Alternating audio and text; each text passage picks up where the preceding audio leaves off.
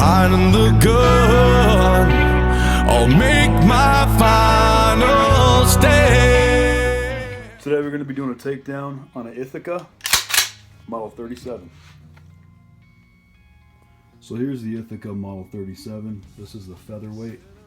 This is the one that has the barrel where it twists into its little lug.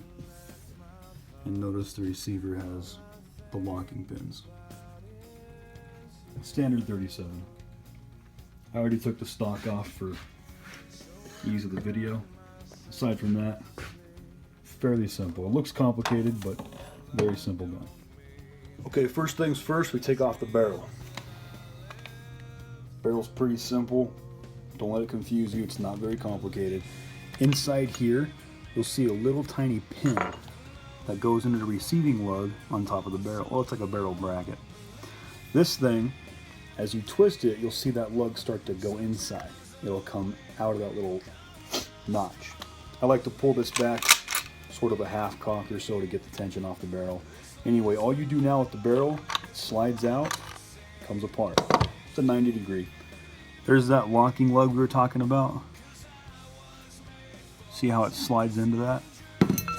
And that would have been the little nipple protruding into that.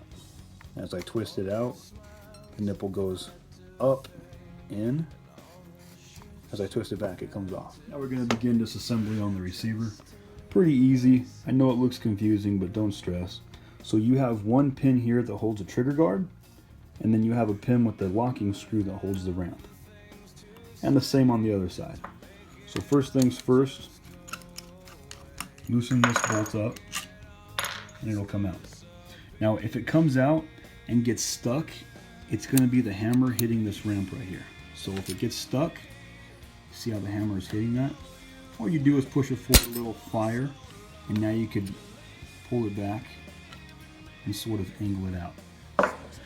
You're going to have one thing that would have popped loose. That'll be the left half of your interrupter. That'll come out. You take out, I already took the set screw out on this side just for the sake of the video.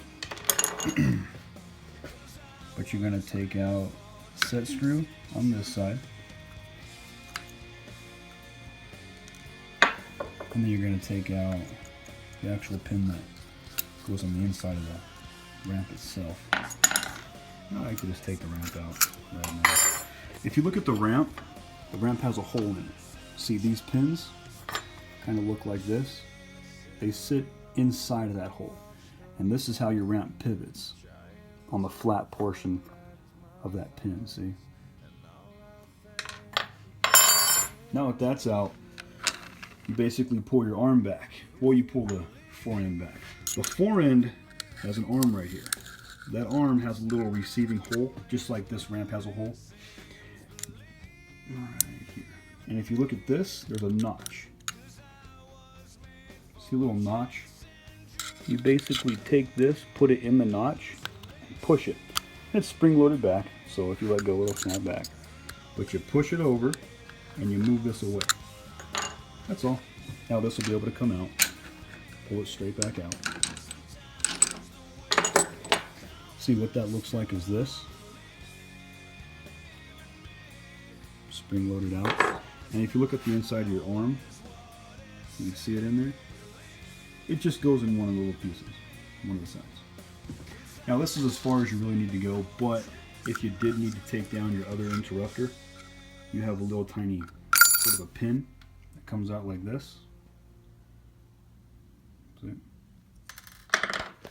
And there's your other interrupter. Now this one does have a spring that's in there. It shouldn't be loose and it shouldn't really fall out, but it can. And if it does, make sure you watch where it goes. It's a little pain in the butt. It's not welded or anything, it's just kind of pushed in there. But there is some retention in it. It kind of keeps it in. Anyway, that's your breakdown. That's all there is. Now as far as maintenance goes, these have two extractors. You have an extractor up top and a bottom, and both of these are kind of hinged. So once it meets its ejector, see it'll open itself up. This one does it too. So I'll show you what that looks like. Here's your barrel. The barrel, you have a notch here. See see? And it's kind of a ramp. And the bottom you have a notch. That's also kind of a ramp. That's for both of these extractors, the big and the little one. So these will go in. You can see when they go in, they'll hinge open and you go into battery. Now as it comes out, they close down, grab the bullet and pull it. So the bottom, as it goes into its, as it locks up, the breech face locks up, they hinge. So it kind of grabs the bullet, pushes it in, and pulls it back as it comes out. Kind of a cool idea. Anyway, that's your maintenance areas right here. These, due to alignment issues or timing, will get a little, it'll turn this way or that way too much, and you'll start developing burrs. You simply just take some files and clean these up and make it a smooth edge again, where these can ride back and forth. And you got it. That's one of the issues I've seen. So, to build the gun in reverse, we have the spring and the interrupter. And you see a little hole right there? That hole has to align with that hole. So it'll go in, it'll align, and then you have the little set pin that's going to go inside of it. Right here. Goes through all three. So since it's all basically in there and aligned, it now pivots. See how on that side it could pivot away. So when this ramp comes up and hits that, it'll move it out of the way. And make sure this one goes all the way into its groove. See how it goes into its groove and now it's flush? Otherwise it'll hit the trigger guard. I'll show you in a second. It's kind of hard to show with one hand, but these basically go together like that. It'll hit a little ramp, see the slot? It'll slide in. And there's not really any way you could mess this up. Once it aligns in, you have two little slots right here. My middle finger's touching this slot and this slot. Once they align into those two slots, it'll go in. If it was backwards, it wouldn't be able to go in. It's basically foolproof. Now the only thing that I like to do that makes it a lot easier from normal will be to put this on right now. And this is going to sit in that position toward the little hook goes up. So it's on there. I just kind of wrapped it around. No big deal, I dropped it over. Anyway, you put it in, you get your alignment. This is always kind of tedious too. It's not like a perfect thing. But you get your alignment. Okay, they're in their slots. Now this portion here, right there, is going to hit this. And it's going to get in its way and stop it. No big deal.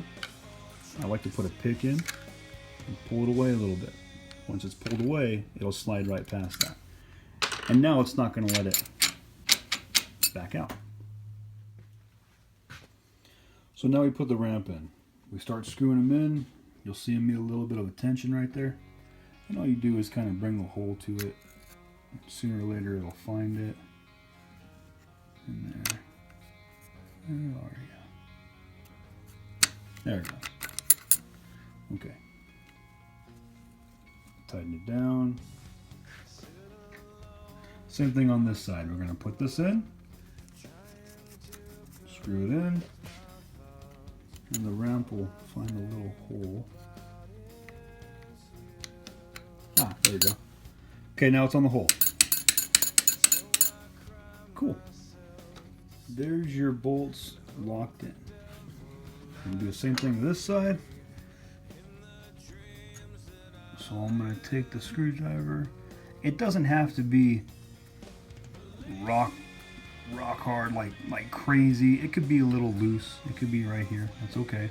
As long as you line those slots up so that this little screw can fit in there. Once the screw fits in there, it's locked. Even though the first one had a little bit of wiggle in it, it's okay. But there's my lock screw. It's going to go into the recess of the front bolt or pin or screw. Now that locks it in. So even though this one was not tight. It's okay. It makes it to where it can't back out now. And then we go to the trigger assembly.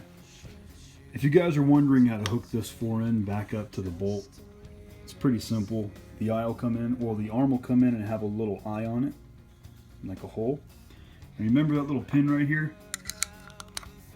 If we push it out, it spring loads itself back in. Basically, you push it out. All I did was bring this as far as I could in until it stopped. Now the hole goes a little bit further this way. So as I back it off, I'm going to push this way. You'll see the arm actually fall into its little slot. There it goes. No big deal. It's real simple. Now the trigger assembly is pretty simple. I like to take the hammer, push it back. First, you're going to take your left extractor and the bend in it. See how it contours? This bend right here is actually what makes it come up and gives it its pressure to lock onto the cartridge. So here it is. It's sticking out. As I push it in, we'll see the hook kind of go more into place. Anyway, put that in.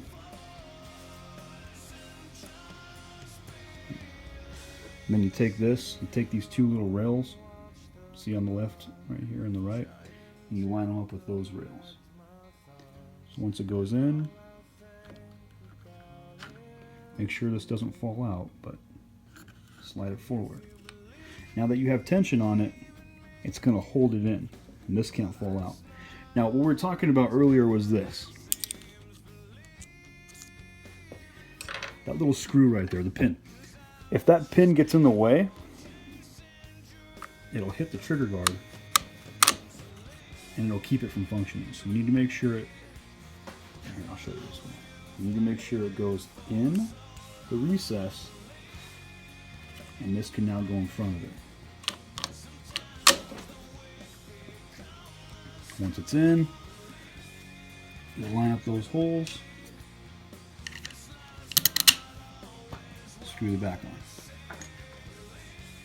Once the back screw here is screwed on, and you just tighten it down like normal. You don't have to crank it, and there's no locking screw or nothing like that.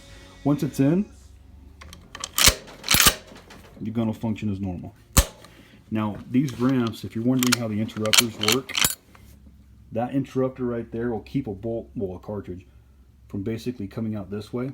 As the ramp comes up, the bolt hits it right there and forces it down, see? As it does that, it forces the ramps up and it pushes on those interrupters and gets them to go out of the way. Once those are out of the way, it could feed in, and that's how you chamber your round. Now to put the barrel back on, it's pretty simple. If you look on the insides, this right here has thread and no thread. Thread, no thread.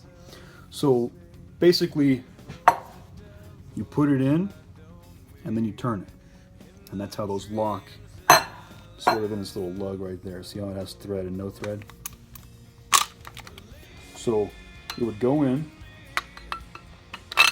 just like that. And then up here, it slides over. And now that it's slid in that little groove the nipple had to go into, you put tension on it, and you're done. So there should be a functioning gun. Good to go.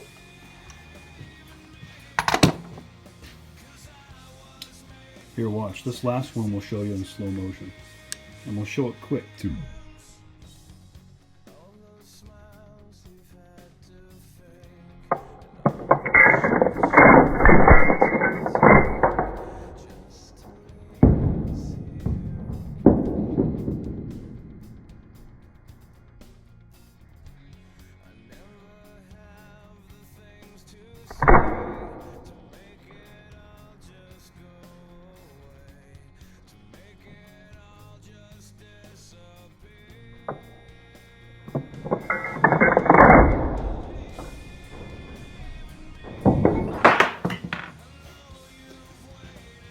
by the way, in case anybody was wondering, the 37, this is the Slamfire edition. So you hold this trigger and your shark will hit every single time. So this one, holding the trigger back.